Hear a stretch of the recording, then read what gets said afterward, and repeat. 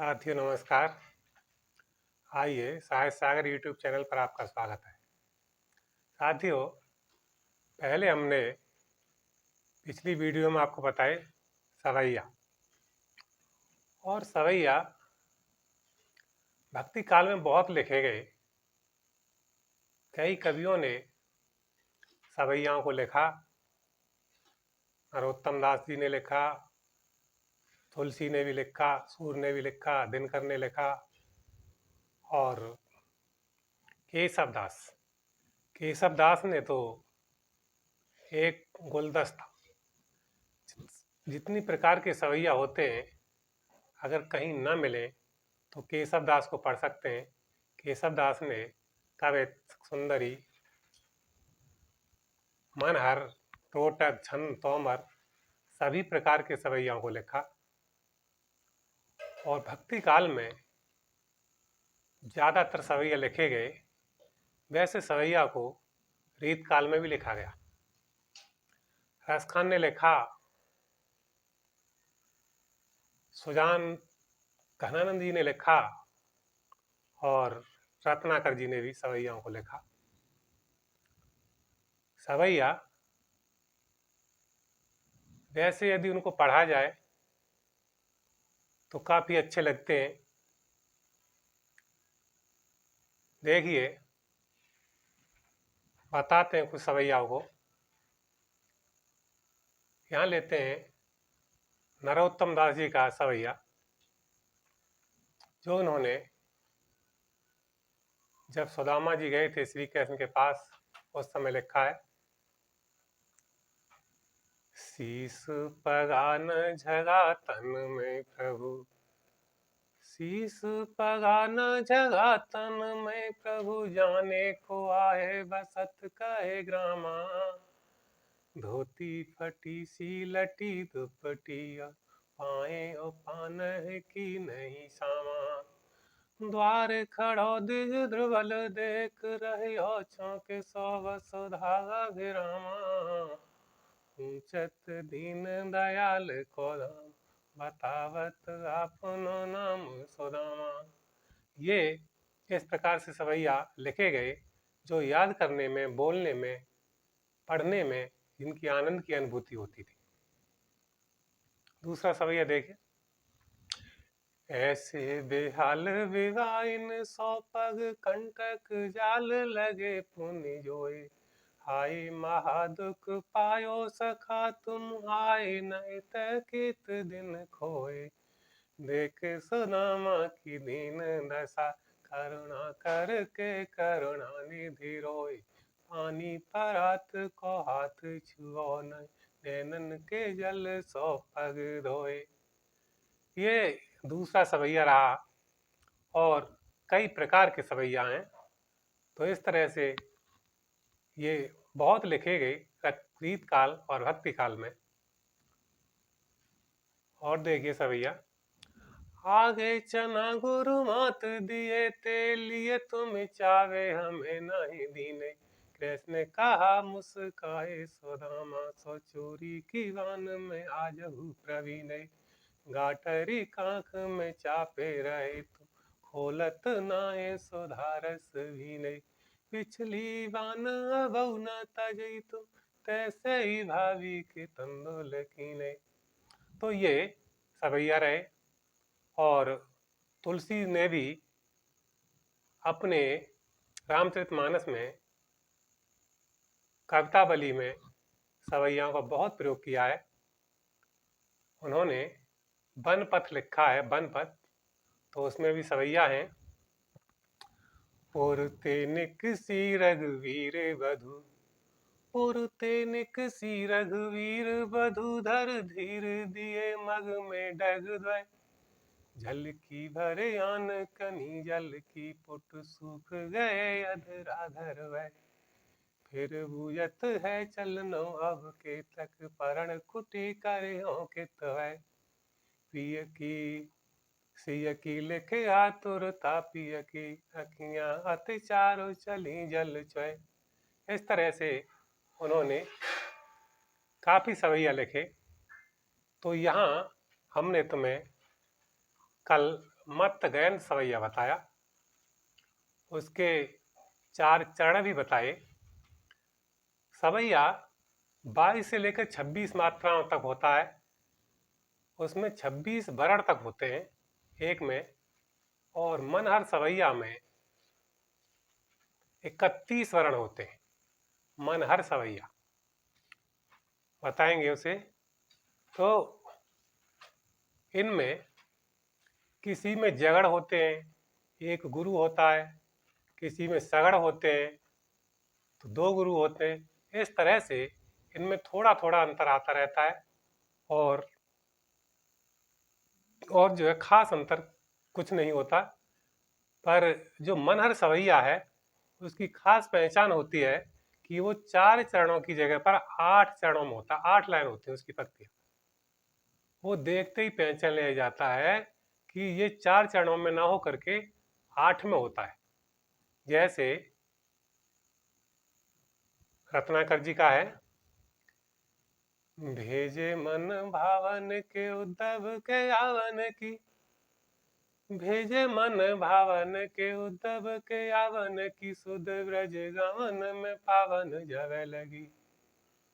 उजक उजक पद कंजन के पंजन पे पेक पेक पाती छाती छुवन सवैली लगी।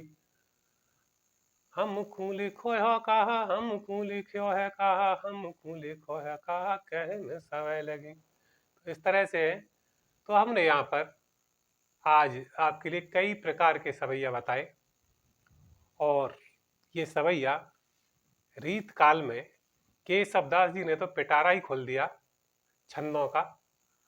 केशव दास को कठिन काव्य सम्राट भी बोला जाता है, और छंद तो उन्होंने जितने लिखे हैं शायद किसी कवि ने लिखे हों। तो आइए अब आज हम इन सभी सवैयों की जानकारी आपको देते हुए और सुंदरी सवैया के बारे में बताते हैं। ये सुंदरी सवैया, इसमें ये समवर्ण व्रत है, वाणिक छंद में आता है, समवर्ण व्रत है, और इसमें प्रत्येक चरण में 25 वर्ण होते हैं। 4 चरण होते हैं तो प्रत्येक में 25-25 वर्ण होते हैं। इसमें 8 सगड़ और 1 गुरु मिलता है। देखिए, हिंदी,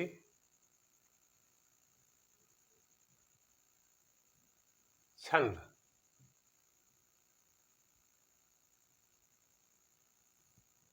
और इसमें हमारा सुंदरी सवैया,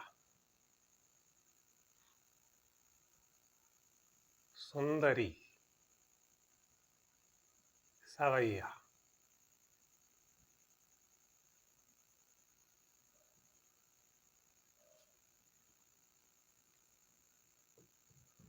ये जो सुंदरी सवैया है, यह सम वर्ण व्रत है।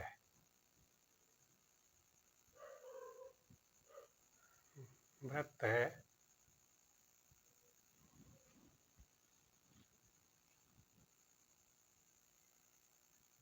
इसके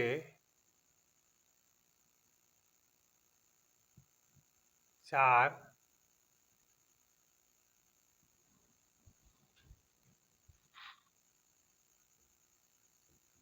चरण होते हैं।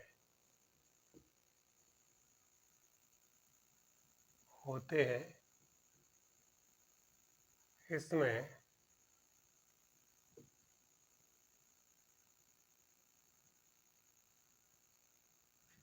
8 सगड़ तथा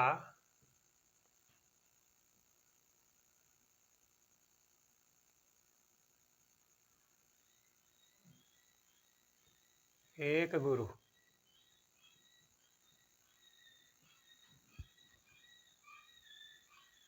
के क्रम से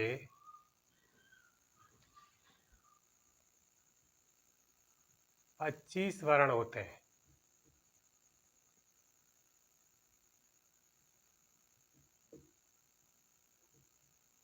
पच्चीस वर्ण। अब यहाँ पर जैसे उदाहरण,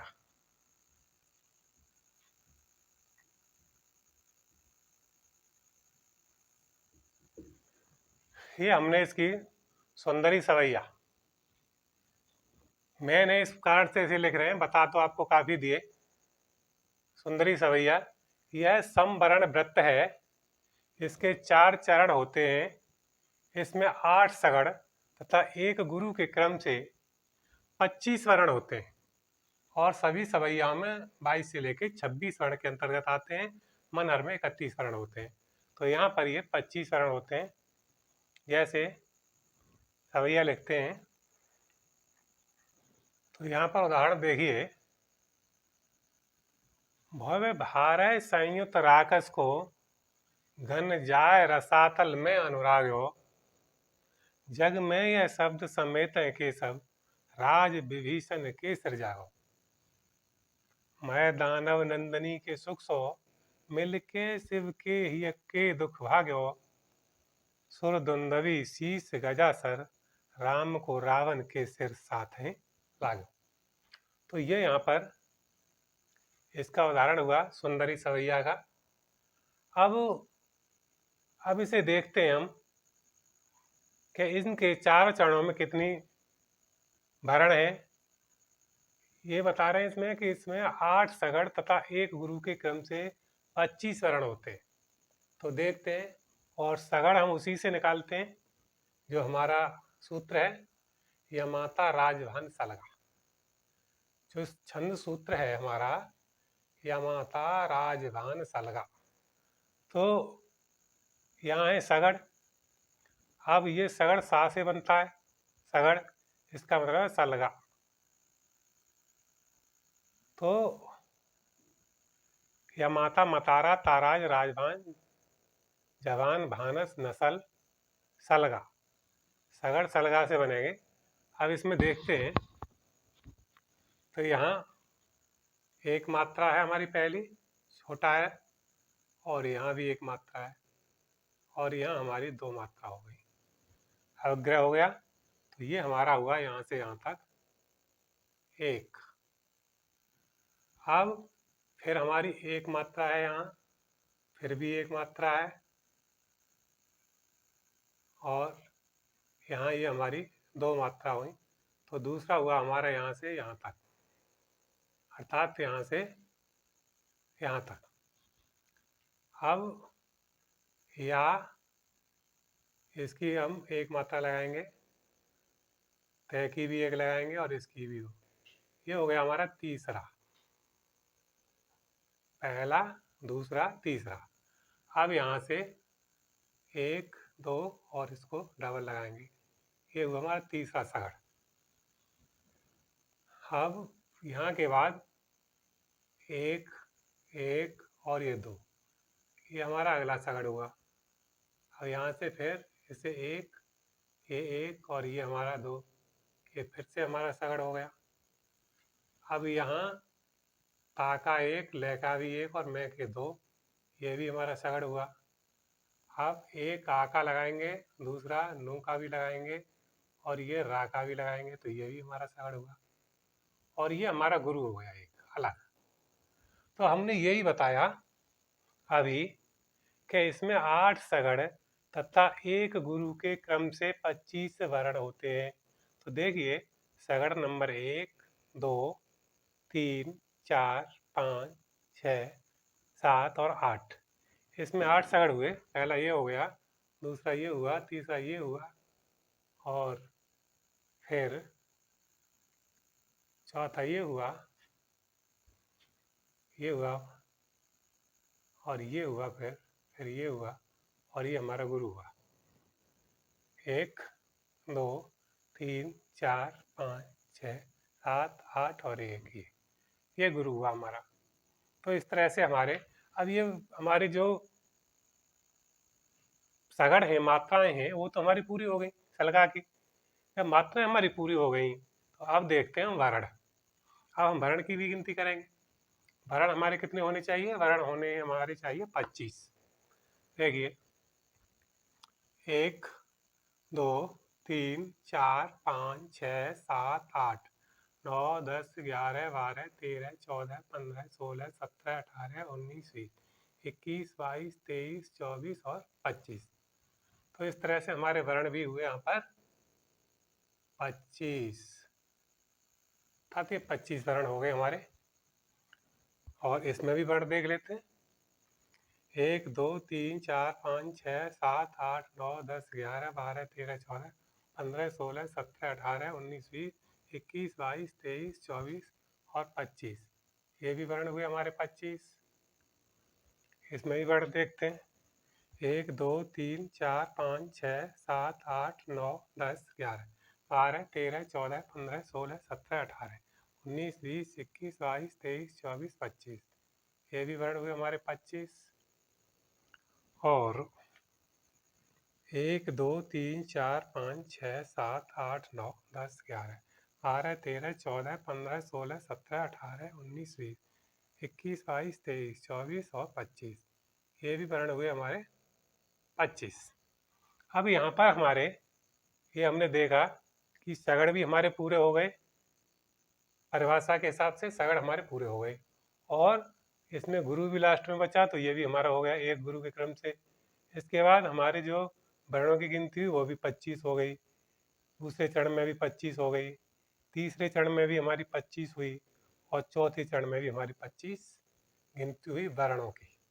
अर्थात ये वर्णों की संख्या रही।